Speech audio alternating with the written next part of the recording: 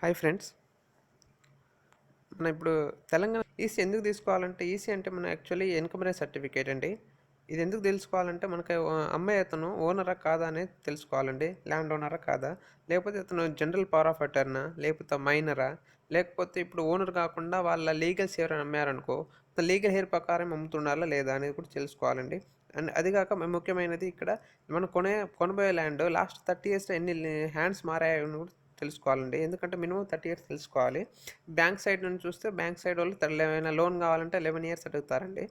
దానికి ఇంకో ముఖ్యమైనది ఇక్కడ ప్రోహిబిటెడ్ ల్యాండ్ అండి. ప్రోహిబిటెడ్ ల్యాండ్ అంటే కూడా తెలుసుకోవచ్చు. ఇక్కడ దీని అంటే ఏంటిదంటే, ఇక్కడ ఏమైనా కొనబోయే ల్యాండ్ పైన ఏమైనా లీగల్ ఇష్యూస్ కోర్టులో ఉన్నాయనేది కూడా తెలుసుకోవాలండి.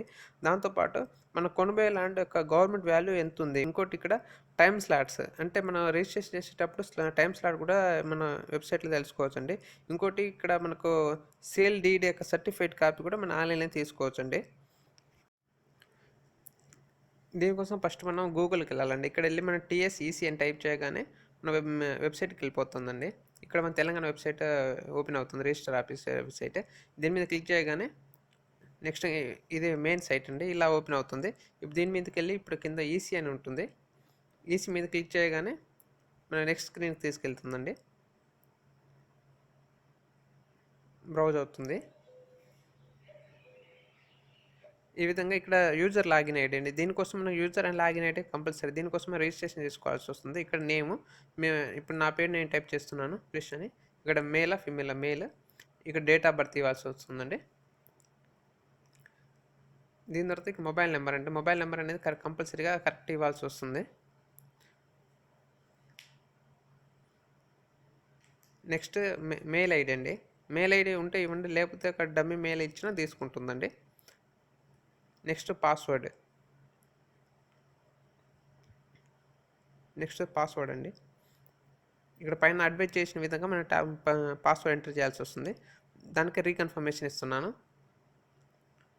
దానికి కింద చూపించిన విధంగా క్యాప్చర్ ఎంటర్ చేయాల్సి వస్తుందండి.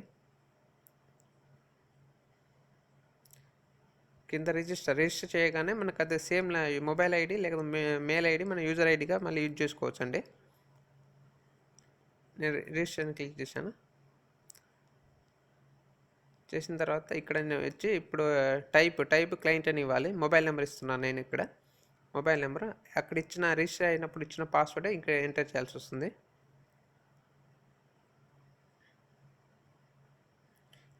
ఇక్కడ కింద కనిపించే విధంగా మనం క్యాప్చర్ ఎంటర్ చేయాలి. లాగిన్ అవుతున్నానండి. పైన మన రైట్ సైడ్ చూస్తే మనకు పేరు కూడా డిస్ప్లే అవుతుంది, మనం అక్కడ ఎంటర్ చేసిన పేరు. ఇక్కడ ఉన్న ఆప్షన్స్ అన్ని మనం తెలుసుకోవచ్చు అండి. దీనికోసం నేను ఫస్ట్ ఇన్కమ్ సర్టిఫికేట్ మీద క్లిక్ చేశాను. ఈ స్క్రీన్ వచ్చాక కింద సబ్మిట్ అనే ఆప్షన్ ఉంటుంది. టర్మ్స్ అండ్ కండిషన్స్ సబ్మిట్ చేయాలి. సబ్మిట్ చేసిన తర్వాత ఈ నెక్స్ట్ స్క్రీన్కి వస్తుందండి. ఇక్కడ మన డాక్యుమెంట్ టైప్, ఫామ్ టైప్ అని ఉంటాయి. డాక్యుమెంట్ నెంబర్తో సింపుల్ తీసుకోవచ్చు అండి. ఇక్కడ డాక్యుమెంట్ నెంబర్ ఎంటర్ చేశాను. రిజిస్టర్ ఇయర్, ఏ ఇయర్లో రిజిస్టర్ చేసాము. ఎస్ఆర్ అంటే సబ్ రిజిస్టర్ ఆఫీస్. ఇక్కడ నేను మెయిల్ కూడా తీసుకుంటున్నాను. సబ్మిట్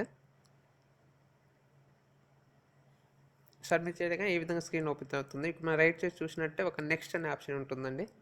ఇక్కడ మనకి ఇచ్చిన డాక్యుమెంట్ డీటెయిల్స్ అని కింద కనిపిస్తాయి. నెక్స్ట్ చూపించగానే ఈ స్క్రీన్కి వస్తుందండి. ఇక్కడ ఫ్రమ్ టు డేట్ ఇచ్చుకోవచ్చు. ఇచ్చిన డీటెయిల్స్ కరెక్ట్ అయితే మనకి కింద సబ్మిట్ చేయాలి. సబ్మిట్ చేసిన తర్వాత సెలెక్ట్ ఆల్ అనే ఆప్షన్ ఉంటుందండి. ఇక సెలెక్ట్ ఆల్ని క్లిక్ చేసి సబ్మిట్ అని టైప్ చేస్తే ఈ విధంగా ఈసీ జనరేట్ అయిపోతుంది. నెక్స్ట్ నేను ప్రోహిబిటెడ్ ల్యాండ్ చూపిస్తానండి. ఇక్కడ ప్రోహిబిటెడ్ ల్యాండ్ ఎందుకు చూడాల్సి వస్తుందంటే, ఈ కొనబోయే ల్యాండ్ ఇక కోర్టులో కేసెస్ పెండింగ్ ఉన్నాయని తెలుసుకోవాలి. ఇది కంపల్సరీ చూడాలండి, ఇది చాలా ఇంపార్టెంట్. ఇక్కడ ఫస్ట్ డిస్ట్రిక్ట్ హైలైట్ చేయాలి. నెక్స్ట్ మండల్ అండి.